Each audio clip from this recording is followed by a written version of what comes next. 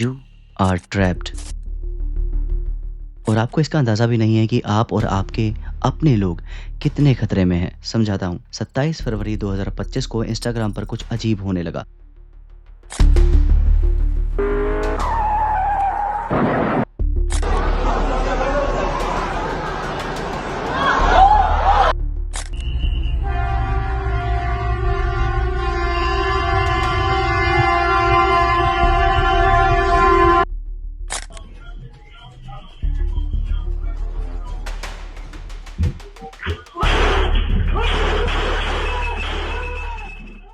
दुनिया भर के नए अकाउंट्स ने अचानक ऐसे कंटेंट अपलोड किए जो पहले कभी नहीं देखे गए थे। हाइपर सेक्सुअलाइजेशन, मानसिक रूप से परेशान कर देने वाला कंटेंट और हिंसक ट्रेंड्स।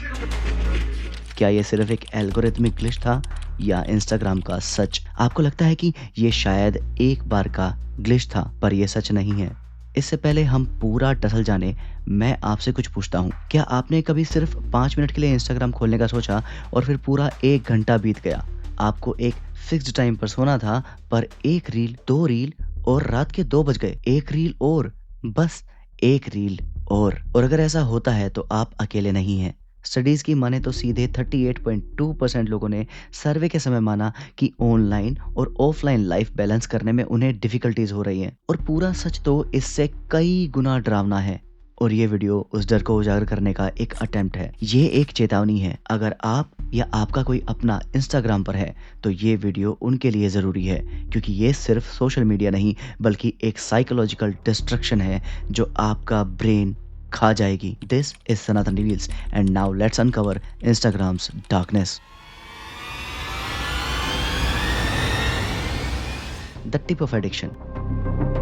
हाल ही की एक स्टडी बताती है कि किशोर अवस्था के युवक युवतियां इंस्टाग्राम को लेके एक कंपल्सिव बिहेवियर शो कर रहे हैं। आधी रात को कंपल्सिवली स्क्रॉलिंग कर रहे हैं। एक और स्टडी में 45% पार्टिसिपेंट्स ने माना कि वो दिन में 6 से 8 घंटे सोशल मीडिया को चेक करने में बिता देते हैं। एक और सर्वे के अनुसार 26.1% मेल्स और 25% फीमेल्स का बेड टाइम डिले हो रहा है। 2017 के सर्वे में पाया गया कि लोगों को सोशल मीडिया के नेगेटिव इफेक्ट फील होने पर भी वो अपना जीवन सोशल मीडिया के बिना इमेजिन तक नहीं कर पाते। पर ऐसा होता क्यों है? इंस्टाग्राम का एल्गोरिथम आपके अटेंशन को हाईजैक करता है। ये एक डिजिटल ड्रग की तरह काम करता है जिससे डोपामिन हिट्स मिलती हैं और आप बार बार वापस आते हैं। निकोलस कार्दरस, जो glow kids how screen addiction is hijacking our kids and how to break the trance के ऑथर हैं, कहते हैं कि सोशल नेटवर्किंग की constant over stimulation nervous system को फाइट और फ्लाइट मोड में डाल देती है। इससे ADHD, टीनेज डिप्रेशन और ऑपोजिशनल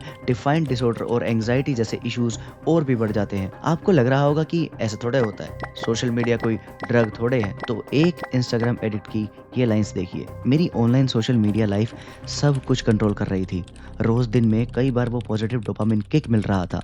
मैं पूरा एडिक्ट हो गया था। कोकेन से भी बुरी हालत हो गई थी। This was 10। तो हम ये तो जानते हैं कि ये एक लत है, पर क्या हुआ थोड़ा नाच गाना देख लिया तो, है ना? If you think so then stay tuned for some more darkness. The wow impact and darkness unfold. Okay, let's talk about you. Instagram scroll करते टाइम कभी ये लगा कि फला इन्फ्लुएंसर जैसी लाइफ होती तो, फला इन्फ्लुएंसर जैसी बॉडी होती तो, वो slim, well built, perfect skin and size, या फिर वो फला इन्फ्लुएंसर एक बार मिल जाए बस? इंस्टाग्राम की सबसे बड़ी चाल क्या है? ये आपको ये एहसास दिलाता है कि आपकी जिंदगी बाकी लोगों से कमतर है। और ये सिर्फ कहने की बात नहीं है, it's well documented in studies. बहुत ज्यादा टीनेजर्स का सेल्फ एस्टीम और बॉडी इमेज नेगेटिव तरीके से अफेक्ट हो चुका है। इसी वजह से ऑनलाइन अपनी परफेक्ट पर्सनैलिटी दिखाने का प्रेशर और भी बढ़ जाता है, जो वुल्नरेबल लोगों में सेल्फ डाउट, एंग्जाइटी और लो सेल्फ एस्टीम को और ज्यादा बढ़ावा देता है। ये सब मिलके मेंटल हेल्थ प्रॉब्लम्स का एक जाल बना डालते हैं। Behind every perfect post is someone struggling to keep up the illusion. आप जो देखते हैं वो सच नहीं होता, और फिर भी आप खुद को कंपेयर करना बंद नहीं कर पाते। इसके अलावा लोगों को हर चीज, हर ट्रेंड पर अपडेट रहने का मानो एक नशा सा है, और इसे एक नाम दिया गया है, FOMO, the fear of missing out. ये एक असली प्रेशर है। स्टडीज में पाया गया कि 36.3% लोगों को एक तरह का प्रेशर फील हो रहा है regarding number of followers, likes and comments. ये पॉइंट तो मैं भूल ही गया था, कमेंट्स। सिंबल से दिखने वाले ये कमेंट्स बहुत सी जिंदगियां खा चुके हैं। समझाता हूँ। ऑनलाइन ट्रोलिंग का नाम सुना है या साइबर बुलिंग का? आपको क्या लगता है कि लोग बुलिड होने के बाद थोड़ा उदास होकर ठीक हो जाते हैं और साइबर बुलिंग हो भी गई तो थोड़ी बहुत ही तो होती है? If you think so then you are wrong again. Studies and surveys indicate करते हैं कि 37% लोगों ने किसी न किसी को बुली होते देखा है। एक अमेरिकन स्टडी की माने तो अमेरिका के आधे से ज्यादा बच्चे साइबर बुलिंग का शिकार होते हैं। भारत के लिए यह तस्वीर और भी डरावनी हो सकती है, क्योंकि as per Internet and Mobile Association of India 65% of Internet users in India are in the age group of 12 to 29 years. FOMO, constant urge to check everything, likes की चाह, साइबर बुलिंग, ये सब आपको कहाँ ले जा रहा है वो बताता हूँ। 2017 की एक स्टडी के अनुसार सोशल मीडिया के हाई यूज करने वालों में सोशल आइसोलेशन की फीलिंग आने के चांसेस थ्राइस हो जाते हैं। लोगों में एंजाइटी और डिप्रेशन के मामले बढ़ रहे हैं। जो बच्चे 3 घंटे रोज सोशल मीडिया यूज करते हैं उनमें डिप्रेशन और एंजाइटी के चांसेस बढ़े हुए पाए गए। 6.9% मेल्स और 10.9% फीमेल्स ने माना कि इंस्टाग्राम यूज करना उन्हें डिप्रेस्ड फील कराता है। अरे 13 साल के बच्चे बच्चियां डिस्ट्रेस्ड रहने लगे हैं। फोमो से लेकर एंजाइटी, फॉलोअर्स पाने का प्रेशर इन्हें हिंसक बना रहा है। जरा इस स्टडी को देखिए। वेस्ट में 13 साल की बच्ची कुछ ऐसे शब्द यूज कर रही है। If you stop riding me every weekend maybe your relationships would last. I really want to choke that girl and sling her cross a bridge. और अब ये मत सोचना कि ये एक ही लड़की ऐसा कर रही है। सरप्राइज मत होना जब आपके छोटे भाई बहन या बच्चे ऐसा बिहेवियर शो करें, खासकर तब जब अनमॉनिटर्ड इंस्टाग्राम यूज उन्हें आप खुद करने देते हो। पर ये तो बस शब्द हैं, क्या ही हो गया? तो पिक्चर अभी बाकी है। And before moving to solution, let's see how deep the rabbit hole goes. The horrors on ground. 18 June 2024 एक इंस्टाग्राम इन्फ्लुएंसर 12वीं क्लास की छात्रा अपना जीवन कर देती है ड्यू टू साइबर बुलिंग। और ये तो बस टिप ऑफ द आइसबर्ग वाली बात है। ऐसे दुनिया भर के केसेस न्यूज में फ्लैश होते रहते हैं। और उनका क्या जो स्ट्रॉन्ग साइबर बुलिंग झेलकर बचे रहे। स्टडीज कहती है कि ये साइबर बुलिंग बहुत से केसेस में लाइफ लॉन्ग ट्रॉमा दे जाती है। इसके अलावा इंस्टाग्राम जो कोठा रूपी कंटेंट आपके सामने परोसता है उस पर तो मुझे कुछ कहने की जरूरत ही नहीं है, क्योंकि मैं उससे कहीं डरावनी चीज आपको बताने वाला हूँ। वीडियो के स्टार्टिंग में मैंने कुछ कहा था, आपको लगता है कि ये शायद एक बार का ग्लिच था, पर ये सच नहीं है। तो बताता हूं, ये एक आइसोलेटेड इंसिडेंट नहीं है। 2019 में बीबीसी ने एक डॉक्यूमेंट्री पब्लिश की थी जिसमें 1000 से ज्यादा इंस्टाग्राम अकाउंट्स का एक नेटवर्क दिखाया गया था, जहां टीनेज लड़कियां और थॉट्स से जुड़ा कंटेंट शेयर कर रही थी। इस नेटवर्क का कनेक्शन 15 केसेस से निकला था। 2019 के फरवरी में इंस्टाग्राम ने अनाउंस किया कि अब वो से जुड़ी इमेजेस या कोई भी ऐसा कंटेंट अलाउ नहीं करेंगे। And yet here we are. पर क्या हो गया? कंट्रोल नहीं किया तो क्या ही हो गया? Now listen carefully but with caution. Social media का ये डार्क साइड आपको इमोशनली तोड़ सकता है। और इस सब में सबसे बुरी बात पता है क्या है? ये प्लेटफॉर्म्स कुछ नहीं करते। Here's some information from a whistleblower who came before the Senate, testified under oath in public. He worked for you. It's a senior executive. Here's what he showed he found when he studied your products. So, for example, this is girls between the ages of 13 and 15 years old. 37% of them reported that they had been exposed to nudity on the platform unwanted in the last 7 days. 24% said that they had experienced unwanted sexual advances they'd been propositioned in the last 7 days. 17% said they had encountered self-harm content pushed at them in the last 7 days. Now, I know you're familiar with these stats because he sent you an email where he lined it all out. I mean, we've got a copy of it right here. My question is, who did you fire for this? Who got fired because of that? Senator, we study all of this because it's important and we want to improve our services. Well, you just told me a second ago you studied it, that there was no linkage. Who Senator, did you fire? I said you mischaracterized. 37% of teenage girls between 13 and 15 were exposed to unwanted nudity in a week on Instagram. You knew about it. Who did you fire? Senator, this is why we're building all Who these did you fire? tools.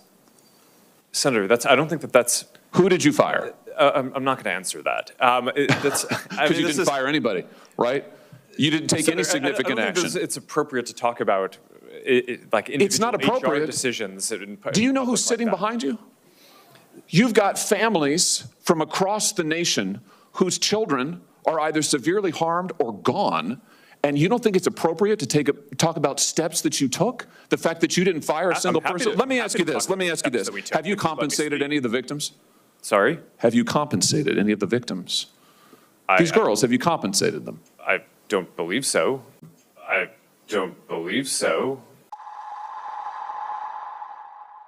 मिलिए 12 वर्षीय Libby से, जिसे pics post करने की लत पड़ गई थी।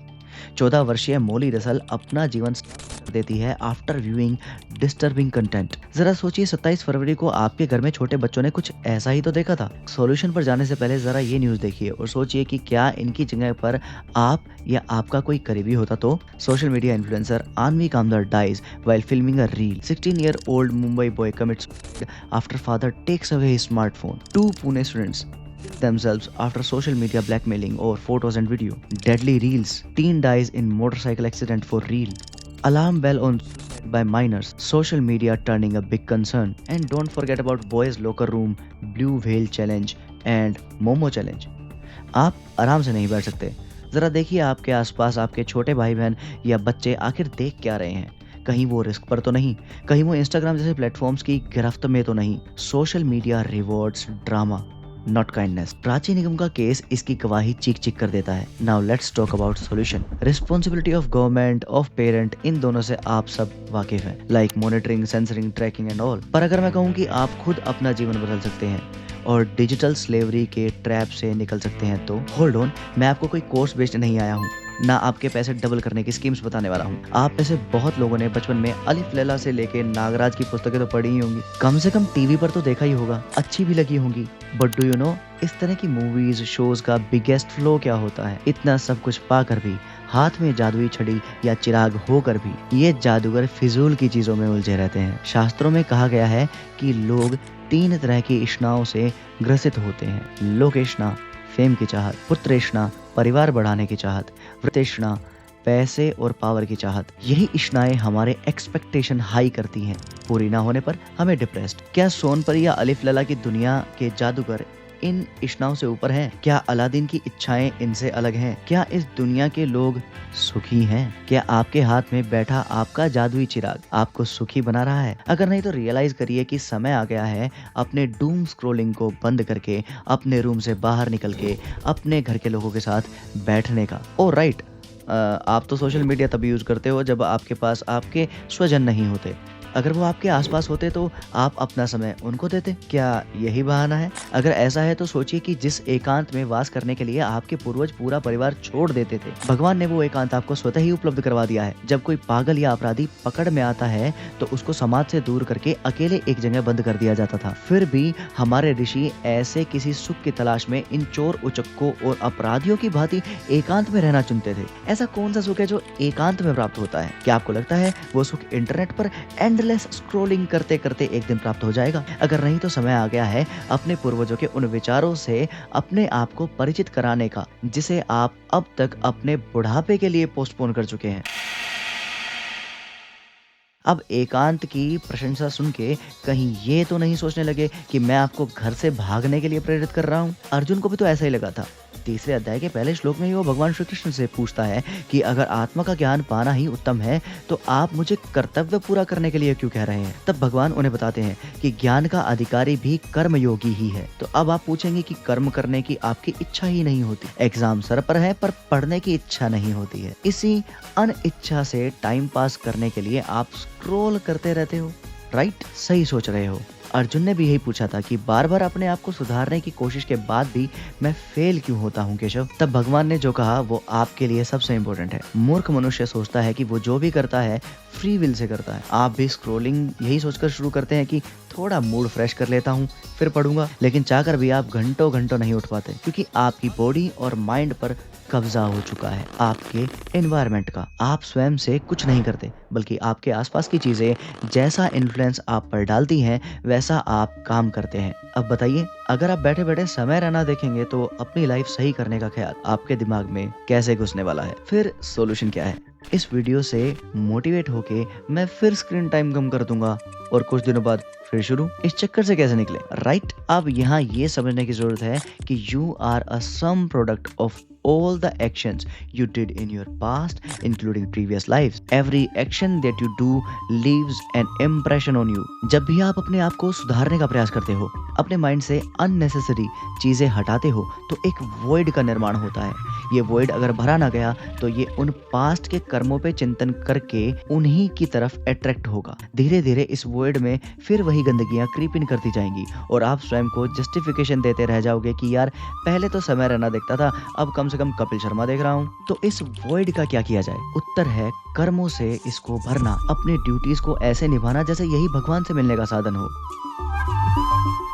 और अब की बार फेल भी हुए तो आपके अंदर एक नया इंप्रेशन भी क्रिएट हुआ होगा और वो है the impression of trying to break away from this shackles.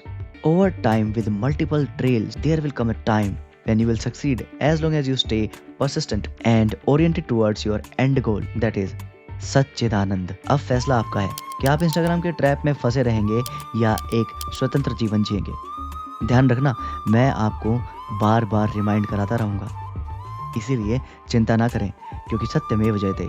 जय श्री हरि।